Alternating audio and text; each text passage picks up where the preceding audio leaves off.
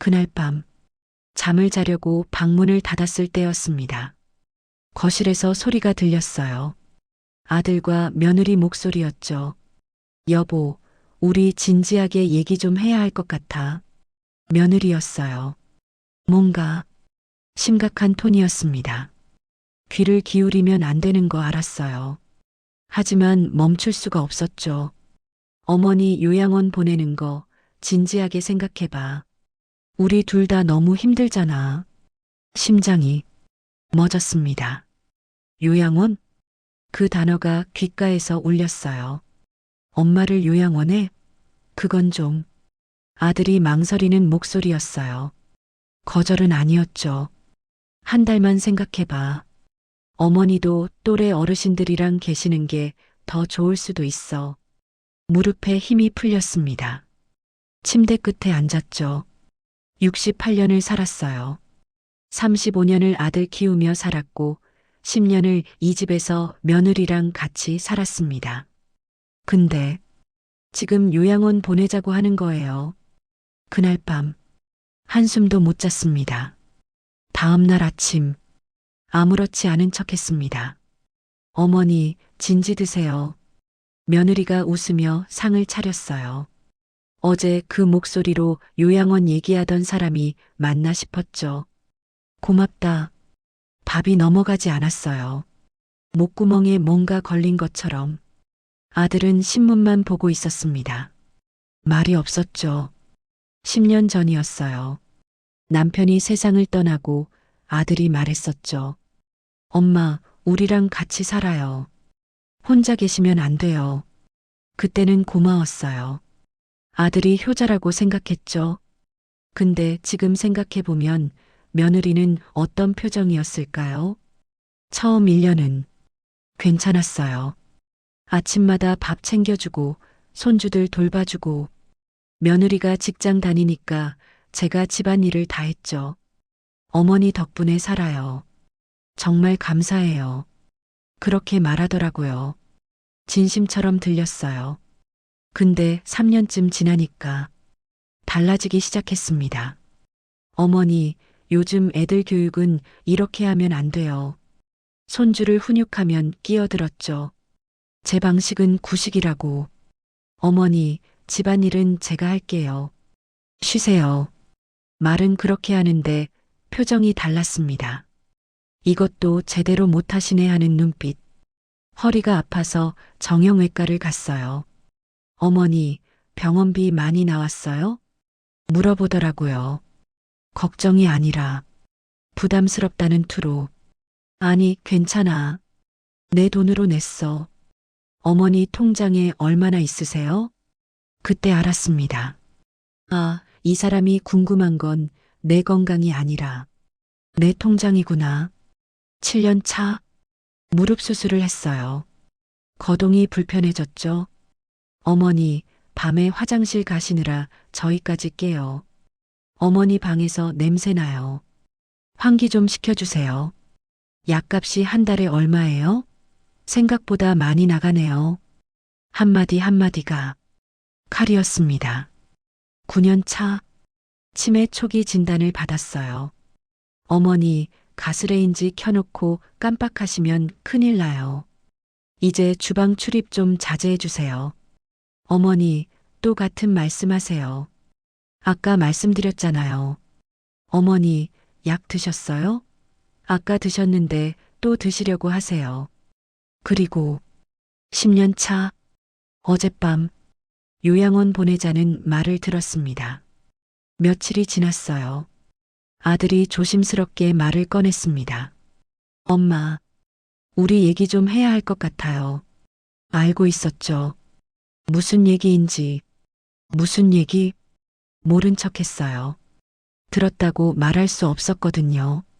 요양원, 한번 알아볼까 해요. 심장이 쿵 내려앉았습니다. 직접 듣는 건 또 다르더라고요. 요양원? 엄마도 편하실 거예요. 또래 어르신들이랑 프로그램도 하고 간호사들도 24시간 있고 나는 여기 있고 싶은데 엄마, 우리도 힘들어요. 애들도 크면서 공부방도 필요하고 집이 좁잖아요. 그 말이 가슴에 박혔습니다. 공간이 필요하다고. 내가 짐이라는 거죠. 며느리가 그래? 물어봤어요. 직접적으로. 아니요. 제 생각이에요. 거짓말이었습니다. 들었거든요. 그날 밤. 그날 이후로 며느리와 눈을 못 마주치겠더라고요. 식탁에 앉으면 어색했어요. 밥 먹는 척 하다가 방으로 들어왔죠. 어머니, 왜 안 드세요? 입맛 없으세요? 걱정하는 척. 그 목소리가 가짜로 들렸습니다. 며칠 후였어요. 며느리가 팸플릿을 가져왔습니다. 실버타운 안내서였습니다. 어머니, 여기 시설 되게 좋대요. 친구분들이랑 같이 가시면 외롭지도 않을 거고요. 웃으면서 말하더라고요. 마치 여행지 추천하듯이. 나 아직 정신 멀쩡해. 알아요, 어머니. 근데 예방 차원에서요. 요즘은 건강할 때 들어가는 게 대세래요. 대세? 내 노후가 유행을 따라야 하는 건가요? 생각해 볼게. 그렇게만 대답했습니다. 거절할 용기가 없었어요. 혼자가 되는 게 무서웠거든요. 밤마다 생각했어요. 내가 뭘 잘못했나? 35년 전 아들을 낳았을 때 행복했어요. 밤새 기저귀 갈고 분유 먹이고 힘들었지만 행복했죠. 유치원 보낼 때, 초등학교 입학식 때, 중학교 졸업식 때 단 한 번도 빠진 적 없었어요. 늘 제자리에 있었습니다. 대학 등록금 남편이랑 둘이서 악착같이 모았어요. 우리 아들 하고 싶은 거 다 해야지. 그렇게 말하면서요. 결혼할 때도, 집 장만할 때도 남편이랑 모은 돈 거의 다 줬습니다. 우리 노후 자금까지. 괜찮아. 우리는 국민연금으로 살면 돼. 근데 남편이 일찍 하늘나라로 간 거죠. 60대 초반에 장례식 끝나고 아들이 말했죠. 엄마, 우리랑 같이 살아요. 제가 평생 모실게요. 그 말을 믿었어요. 10년. 평생이 10년이었네요. 거울을 봤어요. 68세 노인이 보였습니다. 주름진 얼굴, 흰머리, 굽은 등. 언제 이렇게 늙었을까? 아들 키우느라, 며느리 눈치 보느라, 손주 돌보느라. 나는 언제 늙은 걸까요? 며느리 말이 맞을 수도 있어요. 나는 이제 짐이 됐을지도. 공간만 차지하고, 돈만 들고, 신경만 쓰이는. 근데 서러운 건요. 나도 한때는 누군가의 엄마였던 거였죠. 사랑하는 아들의 엄마. 전부를 다 줬던 엄마. 근데 이제는 요양원 보내야 할 짐이 됐네요. 어느 날 아침 며느리가 말했어요. 어머니, 다음 주에 요양원 견학 가요. 같이 가실래요? 나는 안 갈 거야. 처음으로 확실하게 거절했습니다. 어머니, 한 번만 보세요. 보시고 결정하셔도. 안 간다니까. 나 아직 제정신이야. 요양원 갈 사람 아니라고. 며느리 얼굴이 굳었어요. 어머니, 왜 이러세요? 우리도 힘들어요. 어머니 간병하면서 애들 키우고 직장 다니는 거 정말. 그럼 나 혼자 살게. 그 말이 입에서 나왔어요. 혼자 사신다고요? 그래. 나가서 원룸이라도 얻어 살게. 너희한테 짐 되기 싫으니까.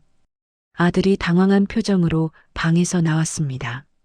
엄마, 무슨 소리예요? 갑자기 왜 그러세요? 갑자기라고? 나 다 들었어.